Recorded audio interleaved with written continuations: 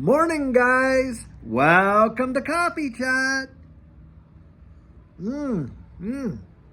Boy, does that ever taste delicious. Now, a lot of people ask time and again, hey, how do you make your coffee? Well, we normally just use little K-cups from Costco and whatever, and then we actually put in hazelnut syrup, genuine syrup, and of course, we put in some shaved cinnamon and, heavy cream. Now, it was you guys out there that got me out of using that whole Coffee Mate hazelnut stuff. I used to use that as my cream, but not anymore now that I've read up on it. And it was my community out there that truly warned me about all the carcinogenic stuff they put in that. And by the way, guys, just look at the steam right there. Boy, it's a nice crisp morning, that's for sure. Well, guys, I'll tell you what. Hey, before I get started, I want to give a great shout out to Dylan and Kathy out there in Scotland. And oh, by the way, and Dylan's friends. Had a great conversation with Dylan. He's an amazing, amazing guy. And I just wanted to give him a shout out and just say, hey, I really appreciated getting together with you. It was really fabulous. Now, guys, the article that I was reading today, boy, I'll tell you what, this is uncanny timing. And is it a coincidence? I think not. And what I'm talking about, here I am, I'm reading these articles, and there's a lot of them coming out all about these big solar flares that are all coming and all headed towards the earth and all this and that. Well, doesn't it just appear to be absolute perfect timing in line with all what, Klaus Schwab over there, the WEF, has been talking about? Oh, well, we could see an internet blackout and da-da-da-da-da. Guys, it would not surprise me one itty-bitty bit if we see something go down where we get those 10 days of darkness and all that kind of stuff. And, of course, it's all going to be plugged back to these solar flares and on and on and on. And, guys, I don't know. To me, I really don't think a lot of this narrative passed the smell test, but boy, I'll tell you, they're really pumping this whole idea out there in the broad media and especially social media. And I think it's just a way of conditioning people for when they do finally say, oh, well, hey, we're going to have to shut the internet down and da-da-da-da-da and for a time. And guys, to me, this is all about their great reset. And that is exactly, now you can call me a conspiracy theorist. I'm okay with that. This is just my supposition, my opinion. It's how I'm kind of digesting this information. But it always seems that these kind of narratives almost come out with perfect timing with respect to what's going on with other areas in the wide world. And it's always like, ooh, look what's going on over here. While over here, it's like a major life change. But you're watching a couple ants carry a leaf over here or something like that. That's kind of how they play it. And that's why I don't trust everything that comes out of the Fifth Estate, that's for sure. The media that's out there and everything that we get fed, because guys, it's been my experience that a lot of it is not news. It's sheerly just opinion based, just like anybody else's opinion. And you got to take it with a grain of salt. That's for sure. I'll tell you what. But it certainly doesn't surprise me if we see something like that truly go on, because guys, I think they're going to be flipping switches, and I think it's going to happen a lot sooner than most of us even consider. Right now, we're watching the DXY take a hammering like we were talking about last night. But on top of that, what are we seeing? Guys, they can't pull any more pins. They just don't have enough bullets left in their gun. And of course, they can't be raising rates in this kind of a deflationary market where literally the economy is coming to a screeching halt. Mark my words, you are going to watch the Fed and other central banks around the wide world literally cut the rates. And guys, it's my expectation that they will eventually cut them all the way back to zero. I kid you not. And you are going to see, literally, you're going to see two things go on. You're going to see a deflation with a lot of other stuff. But guys, when it comes to currencies and things like that, you're going to watch things just ridiculous way in which some things are going to take off in terms of commodities and various assets like this digital asset space.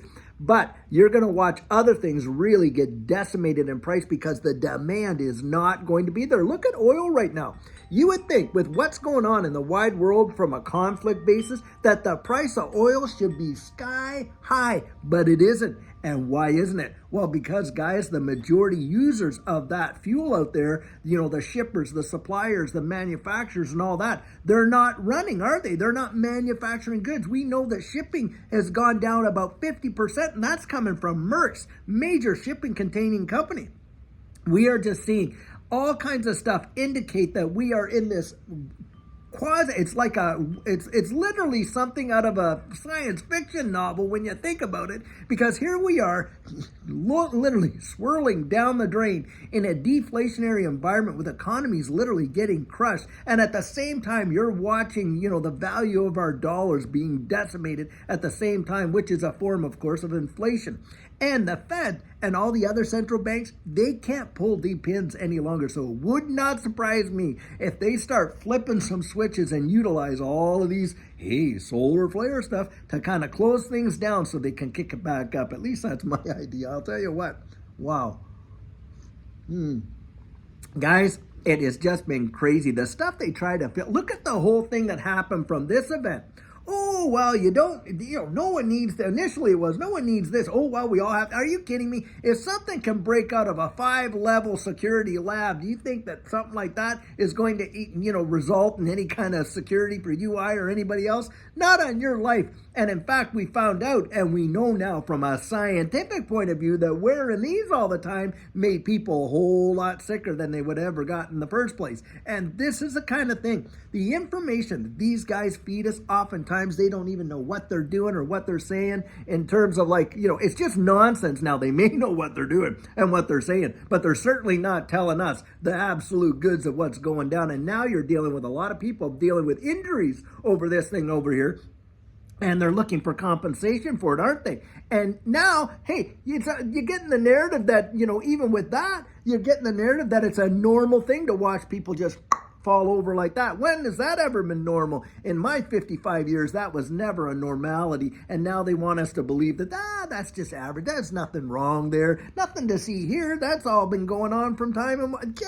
Come on. Let's get some reality down here. But guys, I'll tell you what, I think that when you see what we're seeing, truly, it is truly insane. And yet that's how they treat us. They really want us to believe that. They do not really think that we're capable of figuring things out for ourselves. And if we did, we'd be very dangerous to them. That's how they think. And guys, this is where we have to get out there, put on our thinking caps, literally be as sharp as just a razor sharp, and be able to get out there and communicate effectively, because we're not that backwoods that we don't see and understand what's really going on. That's how I think about it.